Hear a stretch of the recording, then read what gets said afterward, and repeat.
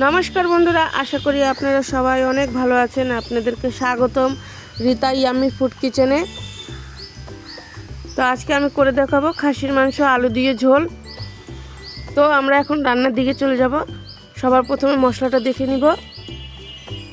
মিক্সচারে দিয়ে দিলাম শুকনো মরিচ, গরম মশলা ভালো করে ধুয়ে নিয়েছি,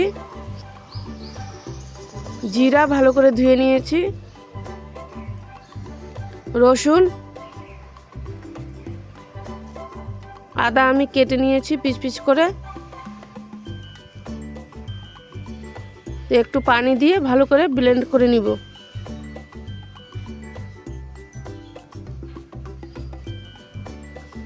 তো মশলা ব্লেন্ড হয়ে গেছে।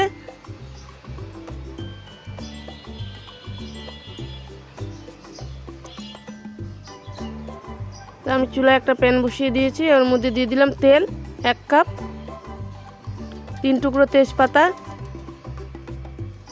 একটু নেড়ে চেড়ে ভেজে নিতে হবে।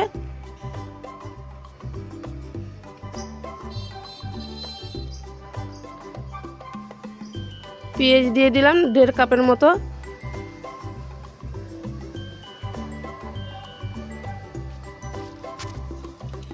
ভালো করে নেড়ে চেড়ে ভেজে নিতে হবে পেঁয়াজ।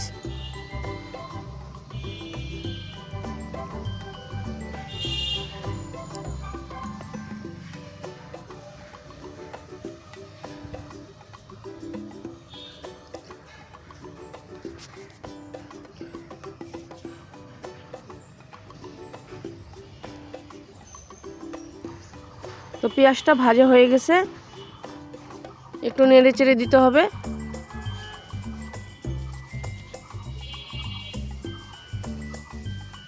এরকম লাল করে পেঁয়াজটা ভাজতে হবে। এর মধ্যে দিয়ে দিলাম 4টে রসুন, গোটা গোটা রসুন, আপনারা না চাইলে নাও দিতে পারেন। এর মধ্যে এখন দিয়ে দিব মশলা, ভালো করে নেড়ে চেড়ে পেঁয়াজের সাথে মিশিয়ে নিতে হবে।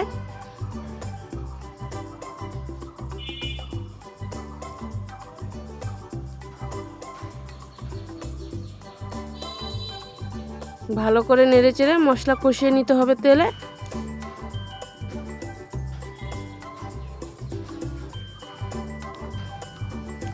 এর মধ্যে এখন আমি নুন অ্যাড করব।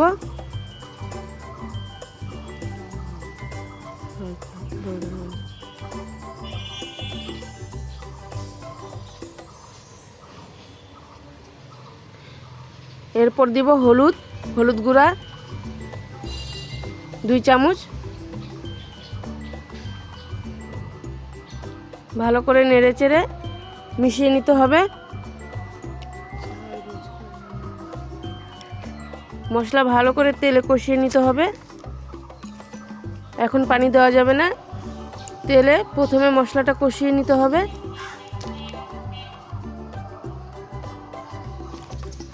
তো আমি এখন ঢাকনা দিয়ে ঢেকে দিলাম। ফিরে আসছি 1 মিনিট পর। তো 1 মিনিট পর ফিরে আসলাম।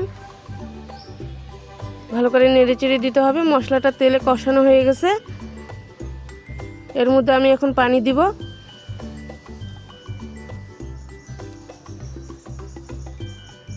অল্প একটু পানি দিয়ে মশলাটা আবার ভালো করে কষিয়ে নিতে হবে।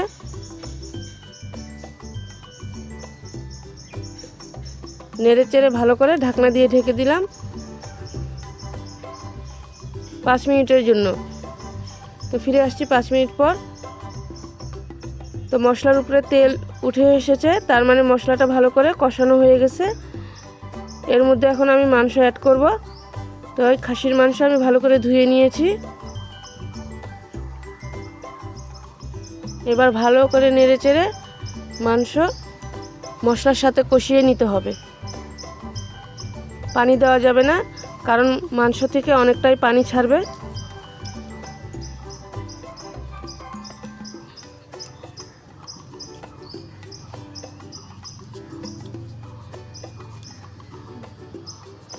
ভালো করে নেড়ে চেড়ে এবার ঢাকনা দিয়ে ঢেকে দিব 5 মিনিটের জন্য। তো 5 মিনিট পর ফিরে আসলাম। তো দেখুন মাংস থেকে অনেকটাই পানি ছেড়েছে। ভালো করে নেড়ে চেড়ে কষিয়ে নিতে হবে। যত ভালো কষানো হবে মাংস তত ভালো হবে তরকারি।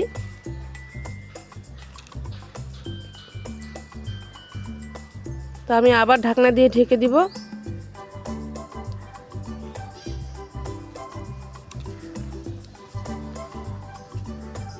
আমি ঢাকনা উঠিয়ে আবার নেড়ে চেড়ে দিব। অনেকটাই পানি শুকিয়ে এসেছে।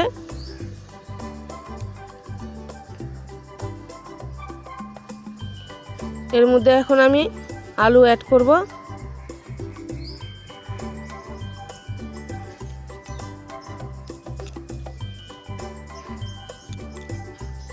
আলু দিয়ে ভালো করে নেড়ে চেড়ে আর একটু কষিয়ে নেব। পানি দিব না, যেই পানি আছে সেই পানিতেই কষিয়ে নিব।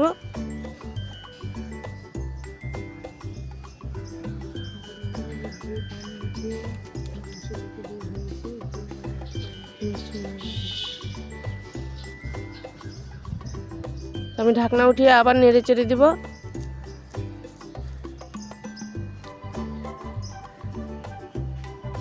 তো আমি এখন এর মধ্যে একটু পানি দিব। অল্প একটু পানি দিয়ে ভালো করে কষিয়ে নিব আবার।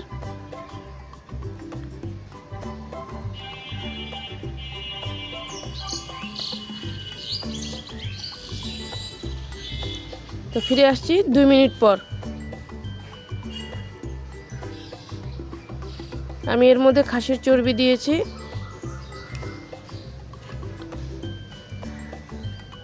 নেড়ে চেড়ে এবার আমি ঝোল দিয়ে দিব। ভালো করে নেড়ে চেড়ে দিতে হবে। এবার ঝোল দিয়ে দিব। তো যার যতটুকু প্রয়োজন সে ততটুকু ঝোল দিয়ে দিবেন।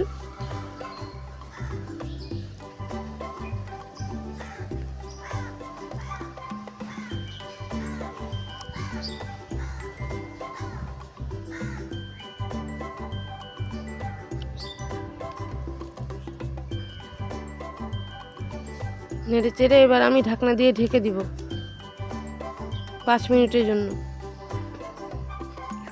ফিরে আসলাম 5 মিনিট পর। তো আমার তরকারিতে বলক এসে গেছে। ভালো করে নেড়ে চেড়ে দিতে হবে, না হলে তরকারি নিচে পোড়া লেগে যাবে। এইভাবে বারবার ঢাকনা উঠিয়ে নেড়ে চেড়ে দিতে হবে যতক্ষণ না ঝোলটা প্রয়োজন মতো হয়।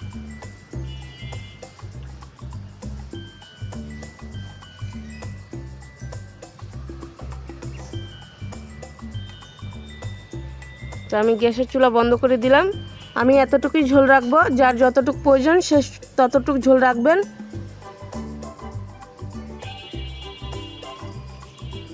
তো তরকারির রঙটা দেখুন কত সুন্দর এসেছে।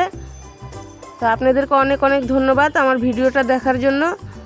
আমার ভিডিওটা যদি ভালো লাগে তাহলে লাইক কমেন্ট সাবস্ক্রাইব করবেন। আপনারা অনেক অনেক ভালো থাকবেন।